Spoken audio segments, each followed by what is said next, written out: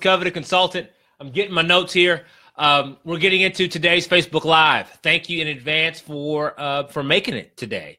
Looking forward to today's conversation.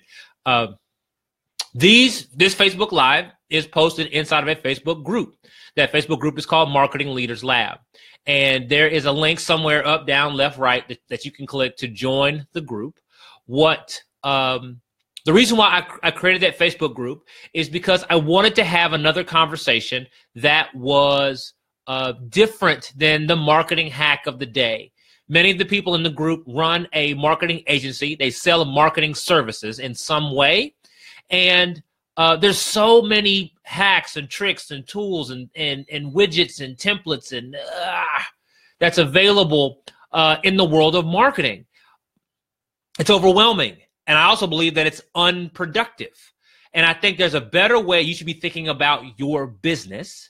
There's a better way you should be deploying marketing services inside your business so that your business has more value to you and more value to the people that you serve. So I'm talking about leadership. I'm talking about the leadership strategies, the leadership thinking involved with creating a better agency, no matter what kind of services you sell. And that's what the group is about. It's about focusing on those questions, focusing on those ideas, those concepts, so that you can actually build the agency you're trying to build. I am so uninterested in the marketing thing of the day, of the tool and trick and trend of the day. It's a constant blitz of information that frankly is impossible to keep up with. So I think what's more valuable, what is more profitable, what's more appropriate is that you focus on how you want your agency to work, design that so that it's a good deal for you and for those you serve. So we've got folks joining up here live, and I'm letting some folks join on here again. So if the group feels good to you, if the idea of the group feels good, there's a link up, down, left, right that will give you a choice or chance to join the group. Clearly, it's free. It's on Facebook. Excuse me. So clearly, the allergy thing that we discussed some lives ago is still present. We're still dealing with that. Hang in. So good. I see there's some folks here who are live. Say hello, right? Just type hi in the chat, so I know you're here. That also helps me know that the sound is coming through well. So yeah, just please say hello, so I make sure I'm not just talking to myself, because for some reason I'm a little worried that the sound is not coming through 100%. Okay, good. So Joan's here. That means you can hear me. All right, cool. All right, Emily's here. That means you can hear me. Okay, great. Just wanted to make sure before I take off with all this content stuff that it doesn't go into the silence ether, the black hole of silence. So, hey, John, good to see you. So today I want to have a conversation about boundaries. I want to talk about boundaries, and I want to talk about boundaries as they relate to your business specifically, as they apply to your business, your kind of business specifically. What triggered this conversation for me is something that happened in the last 24 hours. So in the last 24 hours, my thoughts about boundaries have specifically, something picked those thoughts or triggered those thoughts. So let me tell you what happened. Emily, so cue the first agenda item here. Let me tell you the story. This actually, because two things happened inside the same story. So I'm telling you a story right now about a client of mine who's been a client for a long time. He's a personal friend. He's also a paying client, and he's been a client of mine for years. So I've supported him in a variety of ways. We've talked about his business and worked on his business in a variety of ways. And he sent me a picture yesterday. About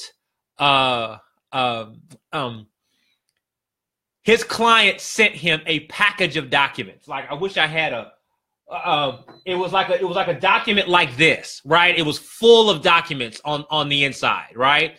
And he sent me the picture, and the picture, as the caption said, "I don't want to deal with this." Right? So this idea of all these documents and all these, client sends you a bucket of stuff, and it's your job to sort through all that stuff and figure out what it's all about. I think we've all dealt with that on some level. So he sent me the picture, caption, I don't want to deal with this. My response was a single line response. I said, you can productize that out of your service. And his response was, you're right. So what do I mean by you can productize that out of your service? So the client sends him a bucket full of documents. His job is to sort it all through and make it make sense. And in his business, that's an unoptimal use of his time. That is a inappropriate, perhaps wasteful use of his time. So he doesn't want to do that, right? And my point to him is you don't have to accept that inefficiency. If trading those paper documents back and forth is suboptimal, you don't have to do that. There's a better way. There's another way of doing that. And if you deliver your productized service appropriately, you won't have that issue. They won't send you any documents. You won't have to deal with them.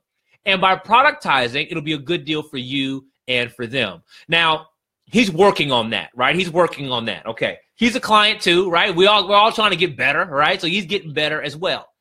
Here's the second part of that story. So that's a boundary for him. That's why I bring that up. That's a boundary line that he can draw. He can decide to no longer accept loose paperwork like that. And he can draw that boundary and therefore design his service differently. Okay. That's a boundary for him. Now, this is what he did this morning. Same person, right? Personal friend, long-standing client, long-paying client. He did this morning. He sent me a text. He already expressed interest in the LinkedIn strategy specifically and wanted to work on that specifically for his business. So we've walked through that. He knows what that's all about. And so he asked me this morning a specific question about his profile. He said, Alzay, should I make edit A or make edit B? And my response to him was, it was a twofold response. My first is via text. My first text message to him was, you should, if you are not fully committed to the entire LinkedIn process, then you should leave your LinkedIn profile alone. It's a waste of your time. My second response to him was, if you are fully committed to the LinkedIn process, then you need to follow what that module says do and then book an appointment with me. Why am I telling you that story? Because I'm telling you about a boundary line I just drew for him. So he was trying, there's an entire LinkedIn process. You can't piece it apart. You can't piecemeal it. You can't do it the way you want to do it in the order you want to do it. It's a complete process. You got to do it in order. So he asked me about one little bitty element inside the order. If you want to do, if you're not prepared to do the entire process, then don't do the process. Just forget about it. Don't do LinkedIn. Do something else. And by the way, there are other things he's doing inside of his business. So LinkedIn might be an add-on for him. So, but if you aren't committed to doing the entire LinkedIn process, forget it. Don't worry about it. Leave it alone. You do something else.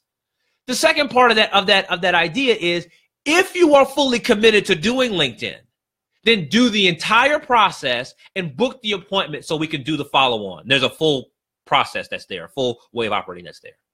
But if I hadn't held that boundary, then I'd be offering him advice or suggestions or edits to his LinkedIn profile that really wouldn't have had any usefulness. It just would have been an intellectual exercise, but it would have spent my time.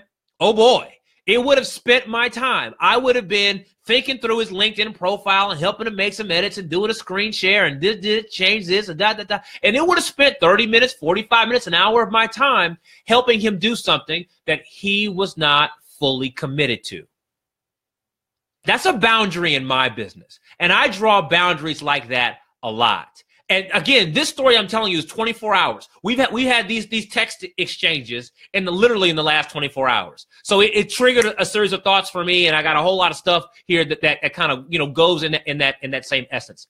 But that's a very quick series of two stories there that help highlight the importance of boundaries and what happens when you don't keep them.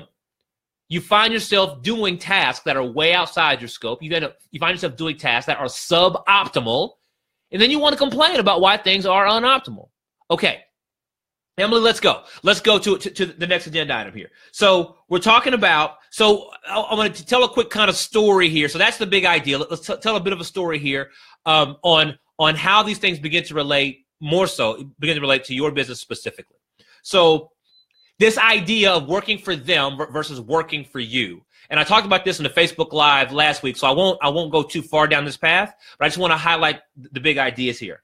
So when you're working for someone else, that other place gives you boundaries, right? It tells you when to show up to work. It tells you what time work is over. It tells you when to take lunch. It tells you how to schedule meetings, tells you who your boss is. It tells you what your instructions should be for the day, for the week, for the month. It gives you goals that are set for you. There are a lot of boundaries, structure, right? Rules of engagement that are already in place. But when you decide to work for yourself, all of that goes away. And by the way, sometimes when you work for someone else, you feel constricted with those boundaries. Those boundaries feel like they put you under pressure. You feel crunched. And so you work for yourself in order to create more freedom for yourself. I totally get that. I have a story similar to that. I totally get that. Now that you work for yourself, all those boundaries are gone. All of them. You can start work when you want. You can end work when you want. You can take lunch when you want for as long as you want. You can take a meeting or not take a meeting. You can make an edit to your website or not make an edit to your website. You can select your own goals. You can select your own pace. I mean, complete and total freedom. Your day is whatever you want your day to be. It's 24 hours that can go any way you want it to go. And that feels really, really good. But there's a rub. There's multiple rubs, actually, and you feel them. I know you do. We're in the group together. I talk to people. I know there's a rubs that you feel. So let's move to the next one, Emily. Let's talk about some of these rubs. So how does that reflect? How does that freedom show up inside your business? How do the lack of boundaries show up inside your business? So here's some big ones. How do the lack of boundaries show up inside your business? Number one, you work all day. Now, for some people, that's literally nose to the grindstone. I mean, you are just diligent at work all day. I got to work on this. I got to work on that. I got to call him back. I got to call her back. I got to edit this, change that, think about this, new plans, new strategies, right? Like you're literally at the computer, literally all day. For some people, that is what that looks like, work all day. But of course, working from 9 o'clock in the morning to 9 o'clock in the evening, 7 days a week is a recipe for exhaustion, right? That's the lack of boundaries. Lack of boundaries made your whole day available for work. Another version of work all day is you do little bitty work as the day goes on. So I wake up in the morning and then I eat my breakfast, then I chit chat with my spouse for a minute, and then when they leave, I'll do about an hour of work, and then I walk the dog and do that for about an hour, and then I come back and I watch my favorite daytime show. Because I got to watch my show. So I watch my show for a little bit, and I do an hour or so of work, and then I got to call so-and-so back, and then okay, that'd be fine. And I do an hour of work. Then my buddy calls, hey, I got to talk to my buddy. I got friends, right? So I talk to my friends for a little bit, and then I go back to work. And so you spent the whole 9 a.m. to 9 p.m. working, but it was scattered effort. It was effort, all kind of dotted out amongst the day, spliced out amongst the day. And when you finish the day, you feel exhausted because you've done 100 different things, but you don't feel productive. That's John admitting that his days are flowing like that. You're exhausted because you've done 100 things, but you don't feel productive. You look back on the day and you go, what did I do today? Like, what happened today? Well, I spent 24 hours. What happened in those 24 hours? Lack of boundaries, right? You don't have the appropriate boundaries. And so whether it manifests into, grind all day long, or it manifests into kind of hip hopping between tasks all day long, you've still worked all day. You still have the same level of fatigue at the end of the day, but you just don't feel productive because you didn't set the appropriate boundaries. Yeah, I think Ahmed is also having a similar reaction, right? Like this is a thing. Okay, so let's talk about let's think a bit more about what happens as you interact with clients, because that is where a lot of these lack of boundaries show up. You realize that your client interactions are not as good as you thought they would be, as you expect them to be, and you're trying to figure out why that is, right? So let's think through that. So I'm gonna make the phrase, say the phrase. You are inviting your clients into a boundary-less world. You are inviting your clients into a boundary-less world. So this is why clients text, email, and call at all times of the day. This is why you get text literally all day long. This is why your phone rings literally all day long. This is why you get emails all day, and you feel like you have to respond to them the immediate moment you get them. You never showed your client the appropriate way to communicate with you, because you don't have an appropriate way to communicate to communicate with you. You don't have a methodology or a method or a structure or a process or a philosophy on how communication works and what makes it good and what makes it efficient. You don't have one. You're just flowing through your day. And so your client mimics that same behavior. Well, if you're flowing through your day, heck, we'll flow with you. And then you end up having these things that flow into that day that are outside of what you wanted. Stress, okay? This is why your client, either prospective or current client, asks for things that are so far out of scope, because you never actually showed them what the appropriate scope should look like. You never put it in front of them. You never said, this is what it is. This is exactly what happens. So your client just kind of asks for something else. I mean, if we're just kind of doing work, well, can you do this too? Can you do that too? Would you mind checking on this? Would you mind looking after that? I mean, right? I mean, it's not the client trying to be a bad person. They're not trying to give you a hard time. They're just asking because they didn't know there was a scope. They didn't know there was a boundary there. So they just keep asking, right? This is why your client feels like it's okay to ask for your advice for things way outside of your core expertise. This is why your client calls you up, right? And they want to talk to you about this new idea that they've got, this new product line they want to release, this other website they want to create, this other business they want to start. And they're asking you for your advice. And they can eat up 30 minutes, 45 minutes, an hour, half a day of your time about these other things. And the whole time you're having that conversation, you're thinking to yourself, I don't do any of this work. Like I don't do any of this work. They're not going to pay for any of this work. Like how do we end up having this way expansive conversation? You didn't set the boundaries. They didn't know what belongs in conversations and out of conversations. They didn't know they were breaking a rule. They didn't know. So they're just talking, because when you interact with them, you allow yourself to talk about this thing and that thing. And boy, we could do that. That'd be great. We could do that. That'd be great. Oh, these ideas are great. The latest trend in marketing is this. Everybody's doing that, whatever it is. So you show them a behavior that fits a spectrum. And so they assume that all of everything inside that spectrum is fair play. It's a fair assumption. It's an appropriate assumption. It's a logical assumption. It's what you modeled for them. So if you want something different from how your clients behave, if you want a different set of interactions, a different type of conversations, you've got to set boundaries, and then you have to model those boundaries. You have to behave like you have boundaries. And that sounds really smart, doesn't it? Emily, let's move to the next agenda item. I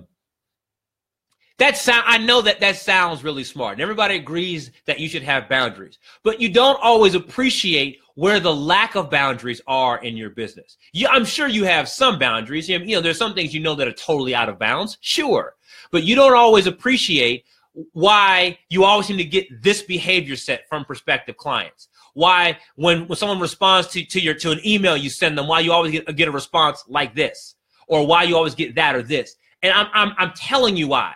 It's because you haven't set the engagement strategy. You haven't set boundaries. And I want to make sure I use my simple words here, because when you use words like engagement strategy, you think about some 90-point checklist.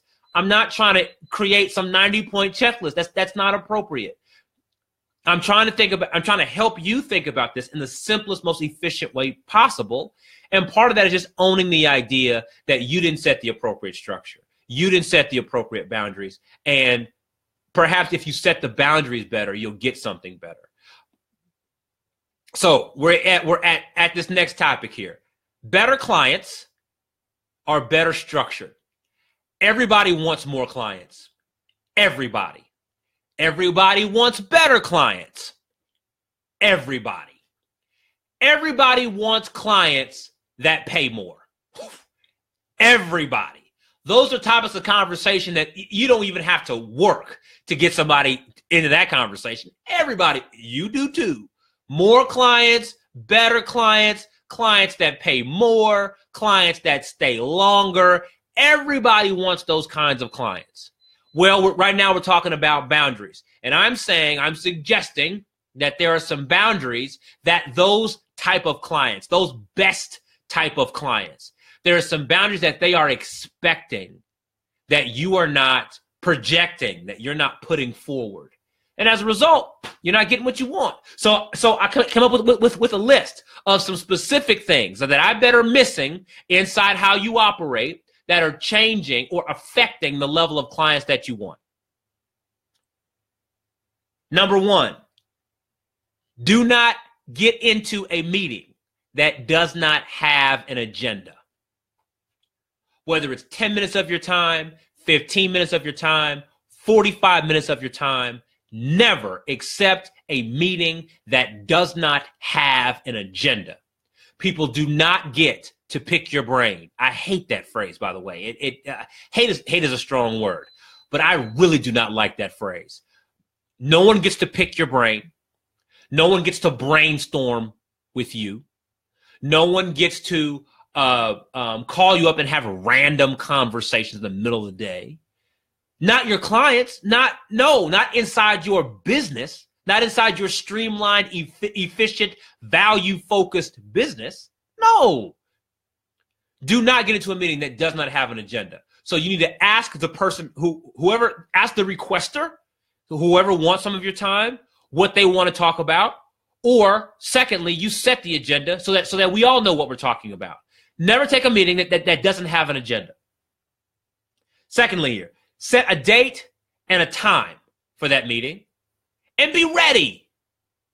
So whenever the meeting is, whether it's, again, phone, Skype, in person, a group session, I don't care. Set a date and a time. Know when it's going to happen. What date, what time. And at that date and time, you are ready. Let me define ready. Ready is early, energetic, engaged. Early. So whenever the meeting happens, you should be there beforehand. Now, you may not be sitting there 30 minutes before, twiddling your thumbs waiting for the client, but you shouldn't be there at 5 minutes after apologizing about traffic. How many times have you used that excuse? Oh, there was traffic. No, you didn't prepare well enough. So you need to be early, right? You need to be energetic. You should be excited about having this conversation. Whatever it is, you should be excited about having the conversation. If you aren't excited about having the conversation, whose fault is that? It's your fault.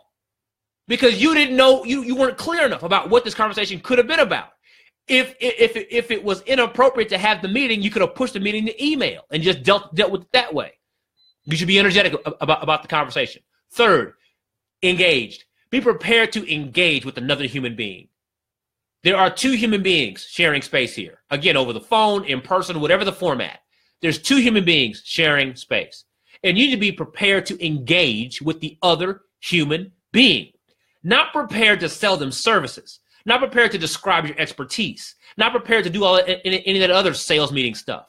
Prepare to engage with the other human being. And then see what happens as you follow the agenda that you set. Third, tell people what happens next. You're the expert here. They're meeting with you. They want some of your time because you have expertise to lend. So if you're lending that expertise in whatever format is appropriate, tell them what happens next. Have a next step, right? Be purposeful. This is what happens now. This is what happens after that. Tell them what happens next. But don't just leave a meeting. Well, it's been good to see you. Good to meet with you. You know, it's been a pleasure. And you just walk away. Or you just hang up the phone. Nonsense. Be more purposeful with your time. What are we at? 4. 1, 2, 3. We're at 4. 4. Talk less. Talk less. Higher level clients are more aware of where they are. They may not know how to fix it. They may not have a silver bullet in their back pocket. They may not know exactly what to do. But higher level clients are more aware of their problem. They're more aware that there is a problem, and they're more aware of the fact that they need help in order to solve it. So if you just be quiet, they will tell you what they want to do.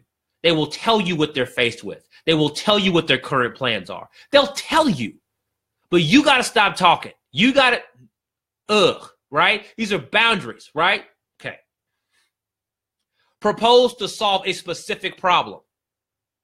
So make a proposition. Hey, I can fix that for you. Hey, we can change that for you. Hey, we can improve that if it's okay with you, right? Propose to solve a specific problem. Boundaries. So what's the boundary in that? By proposing to solve this problem, I'm not proposing to solve that problem. I'm telling you now what we're going to fix. That right there. That specific thing that's going on, we're going to fix that. Specificity, right? That's a boundary. You're telling the client at the same time, we're not going to talk about that. We're fixing this. We're not fixing that. It's an implied boundary, right? Okay. Target specific people. Stop acting like you can solve everybody's problem. And that is the assumption. That is better clients, your best clients know that you can't solve everybody's problem with the exact same widget. As great as a hammer can't do everything. A hammer cannot install screws. Another tool is needed to install screws. I may not know what that tool is called, but I know it doesn't work like this. I know it's not a hammer. So if you start talking to me about how your hammer can do everything, no. If you start telling me that you can design any kind of website, you can write any kind of content, you can make any kind of video, you can write email copy for any topic, you can create a marketing campaign for any kind of service, stop it. Stop it. Your best client already knows that you've lied. Your best client already knows that you've lied. So by setting the boundary by saying, this is what we know how to do, this is who we're speaking to, this is what matters to us. You're setting a boundary. Now they know you're talking to us. Great. Is this our scope of conversation? Excellent. Yeah, Maurice is laughing. Yeah, universal problem solution widget. Yeah, man, we all do that, man. You got to move on beyond that. All right, I don't want to get stuck there. I want to keep going. Okay. Next boundary. Ask about what you don't understand. Ask about what you don't understand. If you're talking to a prospective client and you're having interaction and there's an acronym that they used and you don't understand the acronym, you need to ask. If there is an industry term that they've used and you don't know that term, you need to ask. Ask for the definition. If they've mentioned a team member that you're not familiar with, but they're important to the project, you need to ask. Who is John? Who is Jeff? Who is Susan? You need to ask. If they've expressed a need for something or expressed a problem that you don't quite know how to solve, you need to ask more about what it is they're trying to do. If you don't understand, you need to ask. What's the boundary there? What you're telling the client is, we will not move forward unless we understand what we're doing. We will not move past this line unless we understand what we're doing. We will not push forward. There's a boundary here. We won't push past this boundary unless we understand what we're talking about. That's a boundary, and your client hears the boundary. They hear, so they don't get this, so they're not going to help us with this unless they understand this. Then we got to tell them what it means. We got to tell them how it works. Your better clients, your best clients are expecting that kind of dialogue. One more. Admit what you don't understand. So sometimes you mishear a client or you mishear a prospect. Sometimes you understand that thing another way. You know, they call it ABC. You call it 1, 2, 3. It's more or less the same thing. They call it red. You call it blue. More or less the same thing, perhaps. Sometimes they say something that you don't know, that you really don't know how that works. You need to admit that you don't know how it works. Client, prospect, fellow professional, I don't know how that works. I've never done that before. Here's what I do know. I know how this works, but I don't know how that works. Set a boundary. We won't move forward unless we understand what's happening. Your client respects that boundary. Your client appreciates that boundary. But these are boundaries you have to set. All of these things, these are all just examples, because we all like to talk about how to get more clients. But we don't realize that sometimes clients don't come, or the clients that we want don't engage the way we want, because we're not thinking about it the right way. And boundaries. These are the kinds of things. So actually, I'll move on here. I'll move on. The earlier you communicate these boundaries, the better. So as I'm having, as you're appreciating this content, you might be thinking, okay, well, Alzay, all of that is one-on-one interactions, conversations that I'm having with clients. But what about before that? What about on my website? What about when I send an email? What about when I'm trying to get someone on the phone? What about this format or that format? And I'm trying to address that conversation right now, address that thought process right now. I'm describing a way of communicating that happens as early in the process as you can put it. Early in the process, you are explaining, this is who we do. Oh, I'm sorry, this is what we do. This is who we do it for. These are the kinds of things that are required in order to make that work. Here's what you need. Here's what you don't need. You are setting these expectations. You are setting these boundaries from the very beginning, from the door, from the top. What other way you know how to say that? At the very beginning of interaction, you're setting expectations or what's going to happen. You're setting boundaries for how things work. It doesn't matter what the mode of communication is. You need to be more professional and more upfront about how you set these boundaries. And when you do that, you'll find that better clients respond.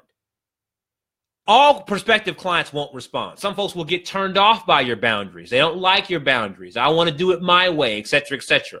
Like my client and the whole LinkedIn thing, he wanted to do it his way. And my response was, nope. If you want full value from that process, if you want what you want at the end, you got to do it this way. Right? That is the way. So don't excuse this away as if, this only works when I'm talking to somebody live. That's not what I'm saying. I'm saying this works everywhere. Boundaries. It's a very simple concept, but you have to apply it. You have to be more assertive with where and how you apply it. If you take a look at all the content I've created, no matter the format, the emails you've seen from me, the videos you've seen from me, the webinar content you've seen from me, you will pick up the spirit of boundaries. All the time, I'm describing what you have to do and what you don't have to do. What's needed and what's not needed. If you want to interact with my company, what you need to do and how the process works. There's always this sense of boundaries because I want you to get the most out of interacting with my company. And I need to be clear about what's needed on your end in order to get the most. Excellent. All right. Thank you, Ahmet. Ahmet was just saying thank you for the content today. Am I off my rocker? Hey, everybody. Am I off my rocker? Have I said something that makes no sense? Have I entered into territory that is inappropriate? Am I saying things that are counter to good business? You know, Alzay, it's not done that way, Alzay. It's done a different way. I take all comers. So please post something in the comment box here if you see it differently, if you disagree, if you just simply have a question. Hey, Alzay, how would you handle X? Or how do you handle X? Ask that question, you know, and let's just kind of chew on that for a moment if we need to, if that's appropriate. Okay, so while those questions are coming in or not, I'm going to check on a couple of things that were posted in advance. So people often post questions in advance, and sometimes some new questions pop up right as this Facebook Live is starting. So I'm checking those while some comments may come through.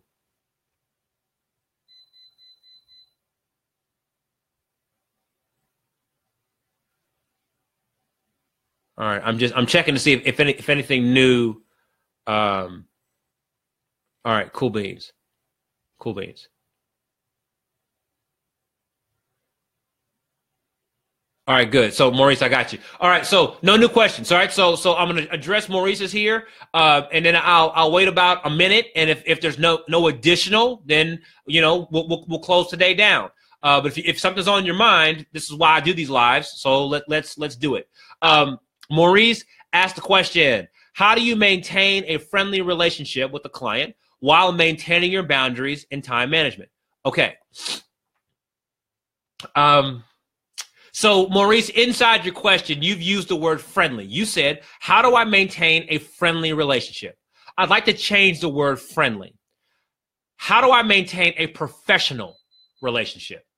How do I maintain a professional relationship with the client while maintaining your boundaries and time management? So now that we're talking about having a professional relationship, the other person who's also a professional, they're going to respect the fact that you have boundaries. They're going to expect the fact that you have boundaries. They're not going to want to abuse your time because they don't want their time abused. They also know that if they abuse your time, they won't get what they need from you. So if they make 100 asks, you know, if they're hard to deal with, then it eats up your time and your mental space, and you won't be able to provide them the highest value. And a fellow professional already knows that. So they'll expect you to communicate those boundaries. And I'm pushing against the word friendly because sometimes in professional interactions, it's not always a comfortable exchange. Sometimes you have to say things that are very blunt and direct. Hey, we're not doing that. That distracts us. We want to focus on this. It's not a matter of being rude. It's not a matter of being rude or being unprofessional. No, but it's not always friendly. It's not always feel good. It's not always safe. Sometimes you just have to come out and say, that is not what we do. We don't do that. What else do you guys want to do in response? Like sometimes you just got to communicate that way. So your better clients will expect boundaries. You've got to make sure that you are putting those boundaries forward. Don't make them guess about your boundaries or guess about your standards. You should be putting those things forward. There are a lot of ways to do that, but that's what we do inside the program. All of what I'm describing is kind of baked into the program.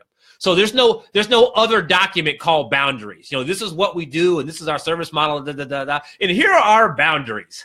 That's crazy. That's silly. No, that's not what I'm describing. You structure things in a certain way where everybody is respected, and that's how those boundaries take shape. What else do we have? So Joan says, project scope creep is another area where the discipline of boundaries are important. You bet. I mean, project scope creep, we all like to complain about bad clients who ask for 100 things, but we don't admit the fact that we may have opened the door for all those things to be requested. We may have opened the door for all those other conversations. And we don't make it clear that by closing that door, we get to our preferred destination faster. That becomes this brand new narrative that we all love to hear. Listen, we're not doing this right now. And by eliminating that as an option, we get to our preferred goal faster. for those who are in the program, you've heard this from me before. We talk about this specifically. There are times where I say this to clients in the program directly. They say, well, what about X? And I reply, nope, don't do X. X is a distraction. Close that door so you can push on to where you actually want to go. Camellia says, great info and tips. I know not to expect a response from you because you specifically say when you reply to emails. I'm working on adding boundaries throughout my content, etc. Right. Okay. So Camellia is in the program now, and I let people know when to expect a response. Right. So when clients in the program know that they can email me, but clients in the program don't email me all day long. And it's not because I'm some rude, authoritarian knucklehead. No, it's because I tell them, do this first. If you got a question or got a challenge, send me an email. And when you send me the email, I'll get you what you need so you can keep moving. The point is to keep you moving. The point is not to interact with me. So I don't make myself that important. I don't try to include myself in all that. No, some of these things you don't need me for. You can figure it out and just keep pressing on. So the program is designed with that as the spirit. All right, but there's a lot to that. I want to stop because I can go into a whole thing about that. But yeah, I set the expectation so clients can expect what they need, so that there is no bottleneck. Which I'm trying to minimize the number of bottlenecks. And yes, you personally can be a bottleneck in your business. Your personal effort, as much as you want to help and as much as you want to add value, your personal effort can be a bottleneck in the business. Sometimes you've got to set better boundaries around your involvement, around your engagement in the service. So Emily says, how do you handle clients who will not respect your boundaries? You set boundaries and they constantly try to go around them. Thank you, Emily. Thank you. Because somebody's asking that besides you, by the way. So how do you handle clients who do not respect your boundaries? That is a poor relationship. If you've made it clear that X and Y and Z need to happen, and they just continue to disrespect X, Y, and Z, that's a poor relationship. And you've got to get out of that relationship. It is time to move on from that relationship. Every relationship is not a good relationship. Every client, just because they're paying, doesn't mean that they're a good client. And right now, I'm not talking to Emily. I'm talking to everybody. We can all get caught in taking the money. As long as they're paying, we'll do what we got to do. And you experience the friction of that. Now, as a sanity check to that question, we've got to make sure that you are setting the correct boundaries, meaning boundaries that are meaningful for how you do work. So there are some boundaries that are kind of nice to haves, but don't get confused, or don't get nice to have boundaries confused with mandatory boundaries. Right? Like, make it clear that these things are important so we can keep momentum going. So as long as you've set those, number one, you've set those. Number two, what's important about that is, are you following your own boundaries? So is it clear in how you behave that you respect those same boundaries? But if you're not respecting the boundaries, for example, if you ask clients, please don't email me before 7 o'clock in the morning because I'm working out or I'm with my husband or whatever the scenario is, but yet you constantly send out emails before 7 o'clock in the morning. See, you've broken your own rule, and that boundary has less beating. Okay. Again, that's not just to Emily. That's to everybody. Because got it. Point made. All right, moving on. Maurice, thank you, sir. I'm glad this is working for you. So John's got a question here. Is it better to set some boundaries in an email before the first meeting, so they know the kind of person you are? Got it. So basically, when do you set your boundaries is what John is asking. Is it better to set some boundaries in an email? So send an email before the first meeting, etc. Okay. So how do you think about that? In my business, I've made it a habit to talk about my quote unquote boundaries all the time. Now that I've done this Facebook Live, and now that you've kind of seen this content, you'll now notice that. You'll notice that in almost every piece of content that you get, There's always something about do this, don't do that. If you want to do this, if you want to do this, here's your next step and expect this. there's always that sense of communication. So when you that's a habit to get in is one thing I'm saying, right? Don't just openly communicate. Always set the structure, set the next step. It's a habit you get in. So that's one thing that I'm saying. In the spirit of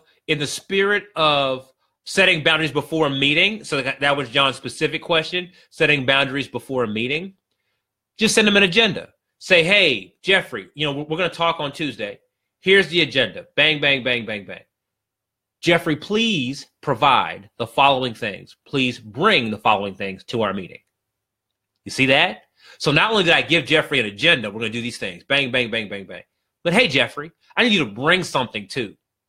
Bring it. Right? If you need it in order to make the meeting go well, tell Jeffrey to bring it. Right? Don't assume he brings it. Tell him to bring it. All right, cool. So, but just sending an agenda beforehand. Do you know how many meeting requests I get from people who want some of my time and they do not send me an agenda? They do not tell me what they want. I'm talking about like people who want to sell me stuff. Like they want to sell me services, right? And I'm about to get on a call with them and I have no idea what's about to happen.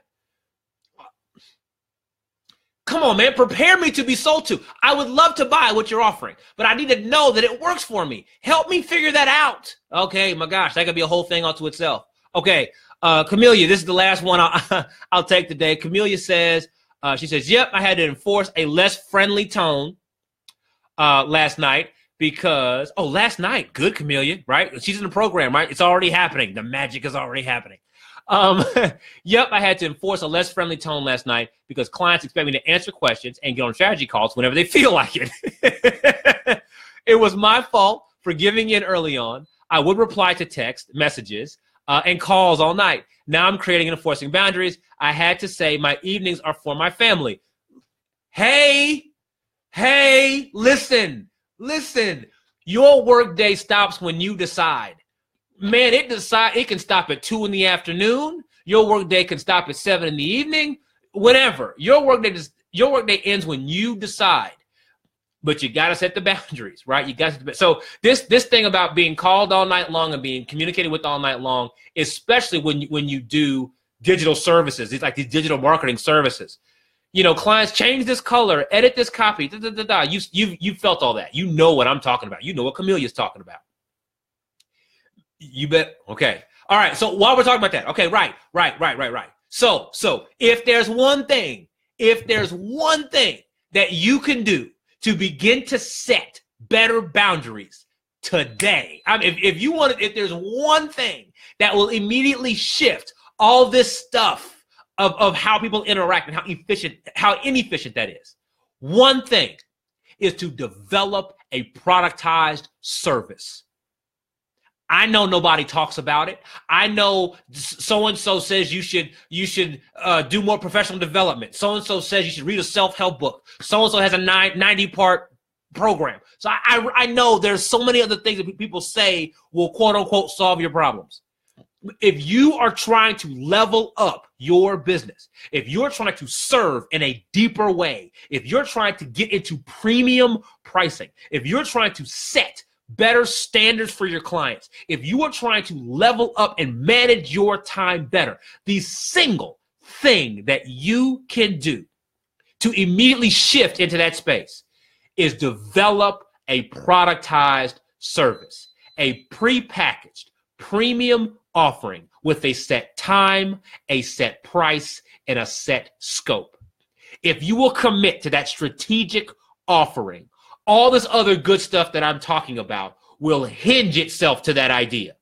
That productized service becomes the hinge that everything else builds around. I know I'm the only person talking about this. Everybody else is trying to sell you a thing of the day. I know it. But I'm interested in how your business is shaped. I'm interested in how it serves your clients and how it serves you. And I've talked to too many people who are out of sorts. They are unhappy with how their business comes together. And I look at what they're doing, and their energy is spread out like I can't have it like a spider web. I mean, it's just The productized service concept will immediately shift your business, but it is a strategic offering. It's not something you just scribble down and magically happens. You're going to have to think it through thoughtfully. You're going to have to deliver it or deploy it in a strategic way. It's a thing. And that is why I have a program. That's why the program is shaped the way it's shaped, to help you think through these things, make the appropriate decisions so you can take your business where you're actually trying to go. And the productized service is a hinge in that shift. If you want to do the productized service thing and get the appropriate benefits, there's a link up, down, left, or right where you can book time with me. You may have to watch a training first, but watch that training so everything is understood, so this is all appropriately explained. You can book time with me. We can talk about this program, make sure it solves your problems, and if so, we can push on and get you started. All right, there were a couple other thoughts that were here, and I want to make sure I acknowledge those. Joan asks, how do you rein in clients who like to derail the meeting agenda? Joan, I like this conversation. Joan's in the program as well, so we can have the conversation inside our meetings if you'd like to. I love to rein in people who have gone astray. That's one of my favorite things to do, especially when they're in the meeting with you. Oh man, it's great. Okay, so very quickly, because I realized the time is kind of extended here. Gosh,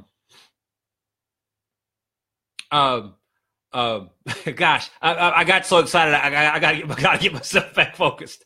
How do you rein in clients? That meeting, the meeting that we're having, right? In Joan's question, they're having a meeting. We're all sitting here together, either on the phone, on a Zoom, Skype thing, in person, whatever it is. We're all here together.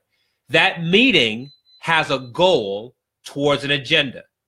Remember, we don't have meetings. I'm sorry, it has an agenda towards a goal. We don't have meetings that don't have an agenda. So if we're having a meeting, there was an agenda. If we're having a meeting, there was a point. There was a reason why. There was a goal we're trying to accomplish. And everybody here is sitting in this room because they've agreed to the agenda and want to accomplish the goal. That's a prerequisite. That's why we're all sitting here.